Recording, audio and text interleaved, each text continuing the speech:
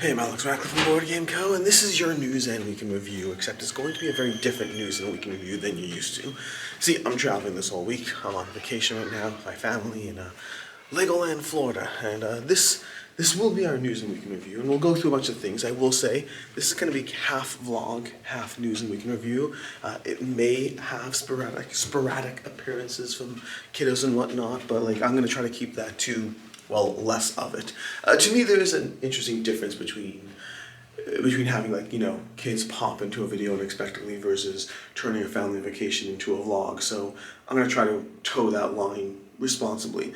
But in any case, news and week in review. This is a news and week in review. We're going to be going through all the various things, of course, and we'll figure out exactly what does and doesn't make it into this video. There might be some news. We recently had the whole Mythic Come On drama, which I did a full video on Sunday about.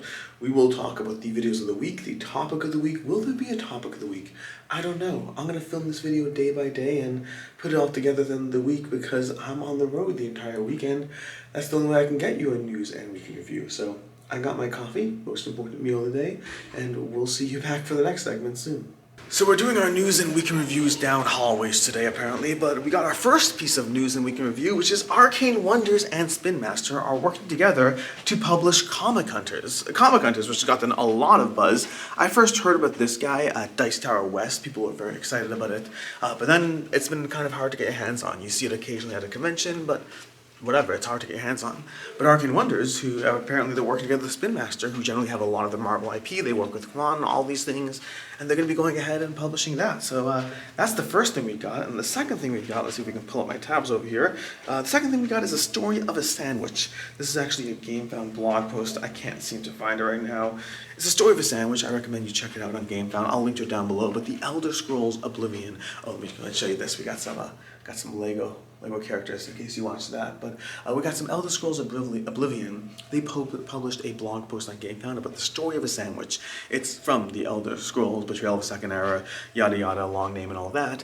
But it's a very friendly, funny blog post. I highly recommend checking it out if you have a chance. I'll link to it down below. But they basically go through the entire story and arc of a card's arc and development and the concept to idea and execution and publishing and getting licensing approval. And it really makes you realize not just how much work goes into a board game, but how much work goes into an IP-based board game.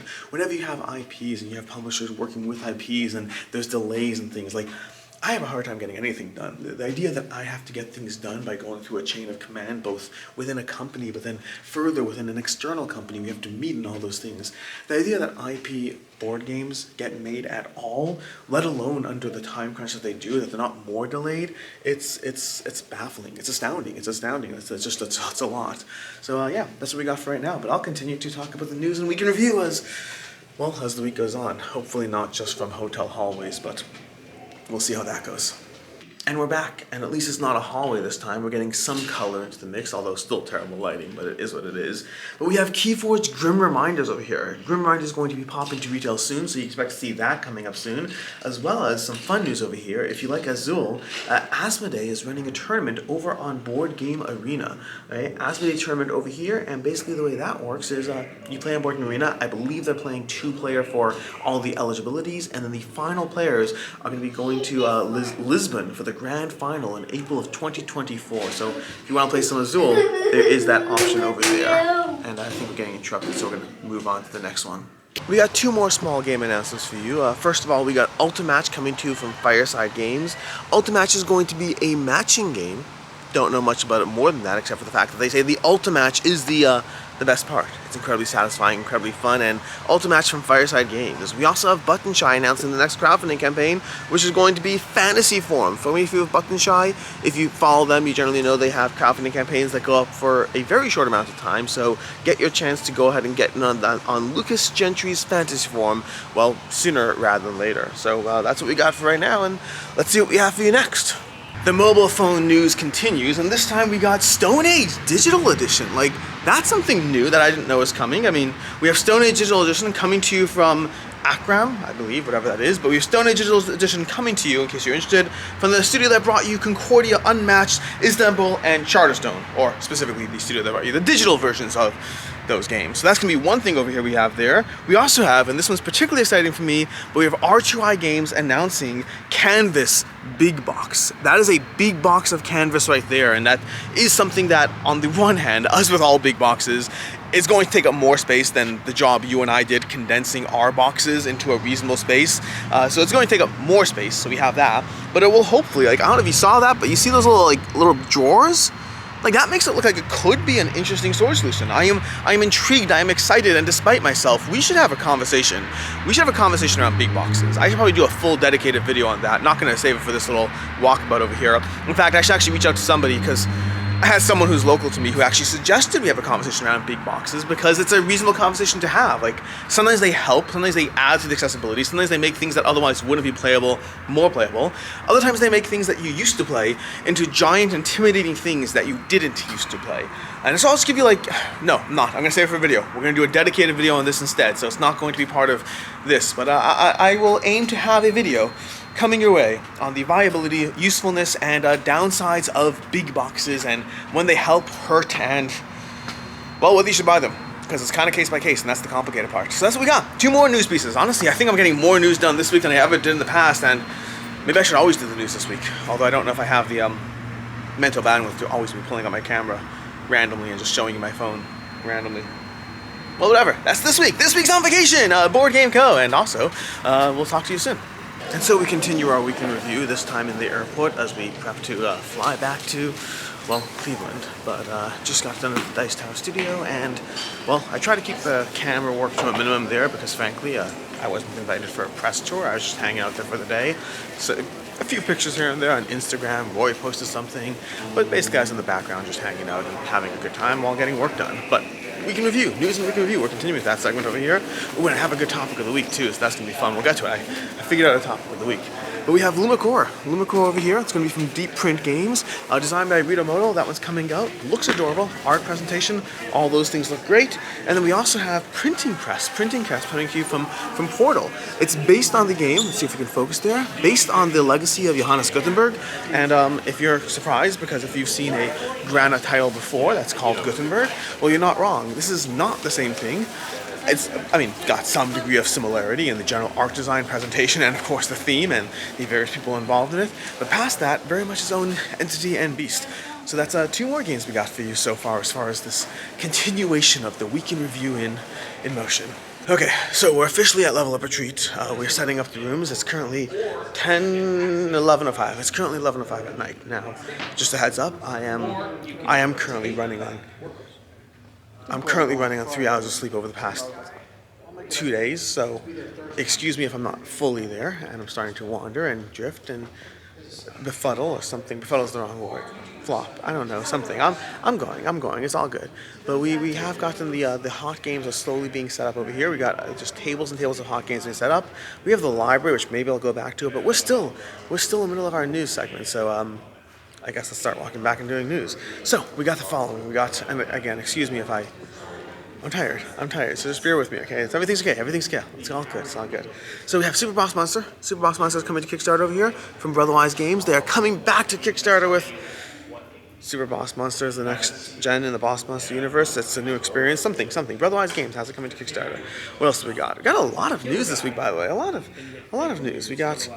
nope, not that. Sorry, bear with me over here. Not that. Steamforged Games. Steamforged Games has a 10-year of Steamforged, okay? They have 10 years of Steamforged coming up.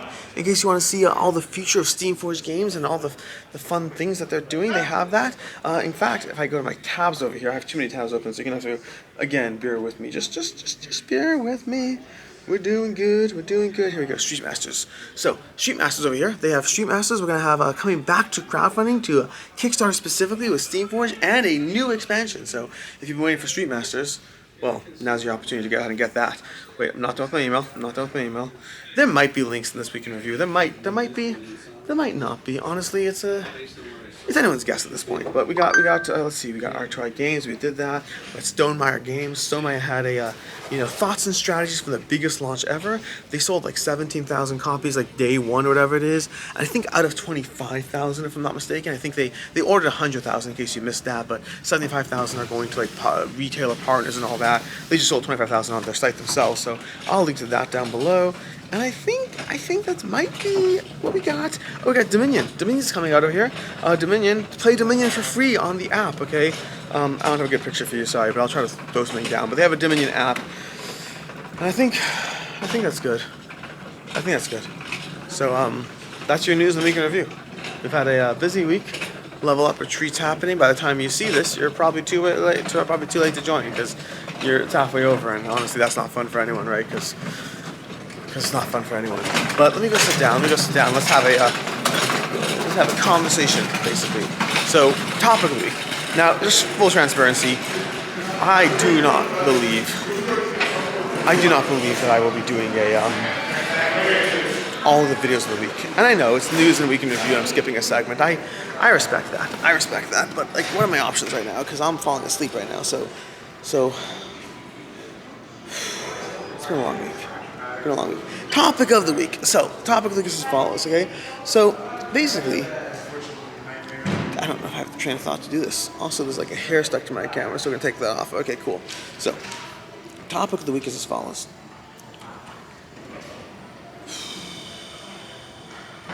Embargo dates. So, here's the deal with embargo dates, okay? So, embargo dates are fascinating because this is not going to be a topic of the week. I'm going to do it, but like, just bear with me if it doesn't come across the way typically things do. I'm not drunk, by the way. I haven't been drinking at all. This is me just on 3 hours of sleep after 41 hours. So, topic of the week, embargo dates. I'll be right with you. Embargo dates. So, embargo dates. This is inspired by Wormspan, effectively. I'm in a very loud lobby. I should find something better to this. This is inspired directly by Wormspan and Stonemaier Games, and the fact that they have, they did their whole embargo on Wormspan. But basically, embargoes are these fascinating things where a publisher puts out a date that you can't, cover the game before the embargo date. So they give you a game, they send it to you, and they're like, by the way, February 6th, that's the date. That's the date that all content goes up, okay? Until then, no content goes up. So there's pros and cons to it. I'm just going to go to my room because it's like more private at this point. There's pros and cons to the nature of embargo dates, and I kind of want to talk about those. That's why I'm doing this topic of the week. So just give me a second. Oh, we have a TV on in the background. Let me shut the TV off. Let's see if we got a remote. We got a remote. We can go ahead and do this over here. Okay, we got power. There we go. Power's off. It's all just you and me right now.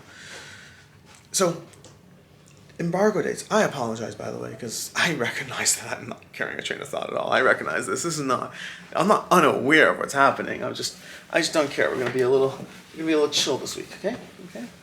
Genuinely, have not been drinking, no smoking, no anything of any kind. But anyways, so embargoes. That is a very harsh light. I don't like that light at all. There we go.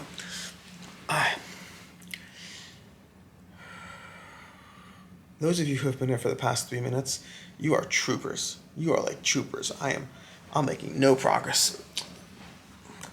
Embargoes are very helpful from one point of view, but I think they come with more downsides than upsides. And I'm curious about your train of thought on that one. I'm curious what you think, you as the viewer, or you as the person who's watching as a publisher or whatnot. Like, Jamie Stegmaier, for all I know, Jamie Stegmaier might be watching this right now. I know he consumes board game content, not reviews and whatnot, but like just the general space. And he does these, obviously, and so embargoes and things. So I'm curious on thoughts. But my two trains of thoughts are, on the one hand, an embargo is a good thing, because what it does is it means that every person who's getting a copy of Wormspan doesn't have that pressure of having to cover it right away.